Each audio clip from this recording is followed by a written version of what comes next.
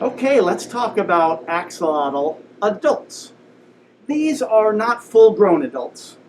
Full-grown adults can easily get a foot long, okay? But these guys are good 8-9 inches long, and so they're probably out of their juvenile stages. They could probably reproduce, but we wouldn't try that with these. We'd let them grow into full-grown adults before we had them reproduce. So let's take a look at each of the axolotls that we've got here one by one, and I'll talk about them a little bit. So here's Nemo, okay? Notice that Nemo's snout is right out of the water. He really wants to bite that finger if I put it too close. It doesn't hurt, but it's just sort of startling.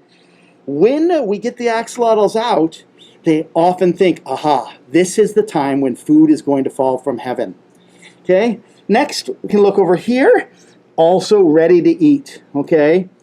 Here is a slightly grayer one than the other two, which are a little bit more darkly colored. Okay, this one you might also notice is a little rounder in the belly region. She's sort of hunched back, looking up at us, so it's harder to tell. When she swims around, you might see it a little bit better. Over here, we have a type of albino called a leucistic axolotl. So you see all the pink and coloration throughout the body. There are some albinos who don't make the dark pigment, but they still make a golden pigment. And so they can come out greenish or brownish. This one looks very pinkish and is a certain type of albino. And finally, we have one more right here. So these axolotls are all a few years old. Axolotls can live 20 years or so. And can you guess which two were female? So it's actually these two, okay? The albino and this one. That rounded belly that I pointed out is a good sign that it is a female. We can also tell if we've anesthetized the axolotl and flip it over at the gonadal region. It's called the cloaca. The cloaca is the opening that they use for everything, whether they're male or female, whether they're peeing or pooping or doing sexual reproduction. It's all one opening called the cloaca. And for the males, the cloaca is a larger, it has a larger ridge around the outside.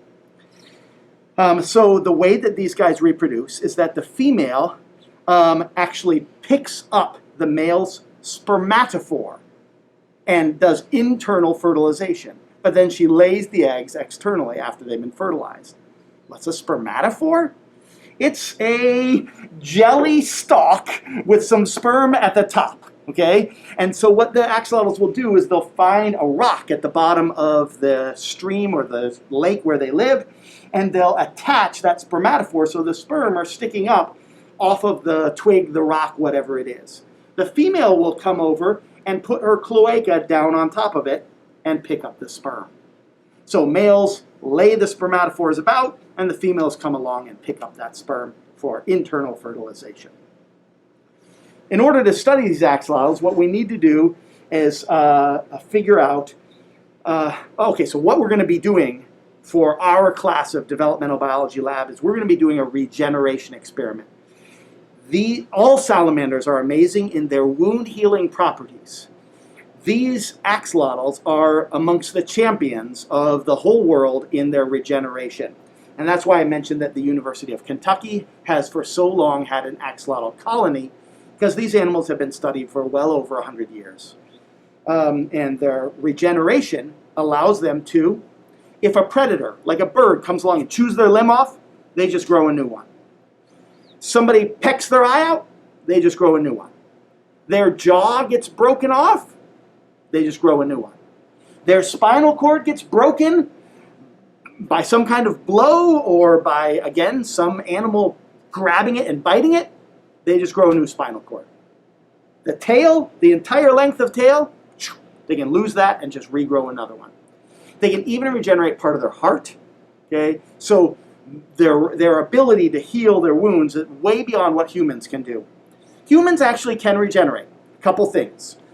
If, when you're 11 years old or younger, you lose your fingertip through the nail, not at one of the digits, but through the nail, it will grow back perfectly, and you will never be able to tell that you lost that as a child. Okay, so that's regeneration, but it has its limits. Frogs, so other kinds of amphibians, also have regeneration that has its limits.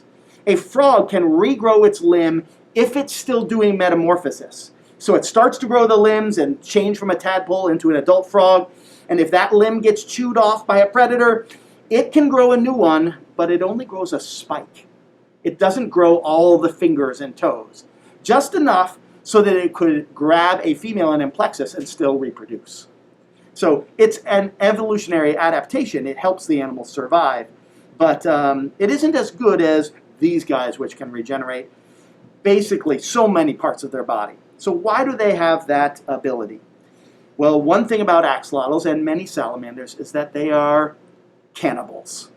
They eat each other. When axolotls or any kind of salamander hatches, it's usually one of the first things to hatch into a very cold pond.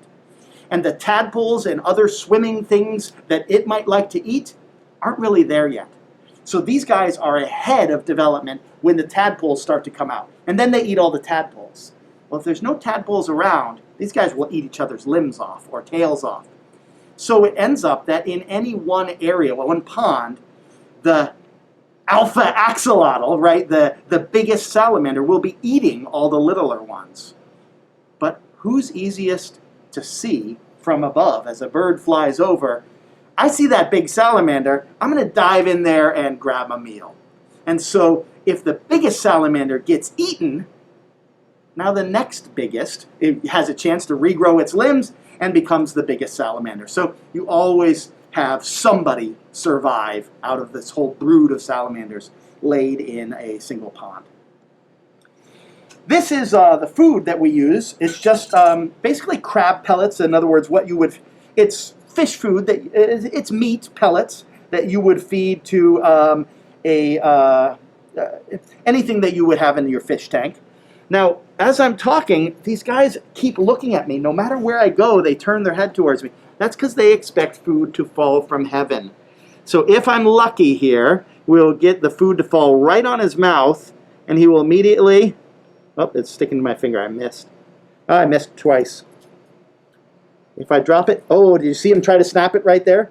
They try to suck in any food that is falling from heaven right into their mouth. So they don't care if they swallow some water as well. I'm going to give them each a few pellets here. Hopefully we'll get one. Oh, that was a good bite. Here, you want some food?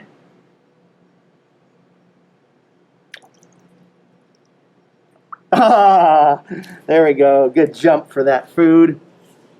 Drop this, and hopefully they will sink down. Don't know why Oink, our little pink axolotl, is not as hungry as the others right now, but appears perfectly healthy to me. So they'll come up to the top and see the food floating there, or they'll search. Oh, did you get that one? Mm-hmm. Yeah, that was a good catch. So as the food pellet falls down to the bottom, they watch it go and will track it and suck in all the water with the food.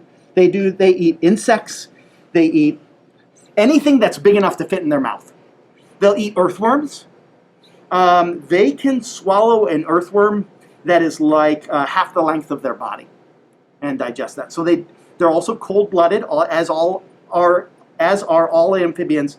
So they don't need to eat very much. So they can eat. We feed them 2 to 3 times a week just to make sure they're happy and loving it here.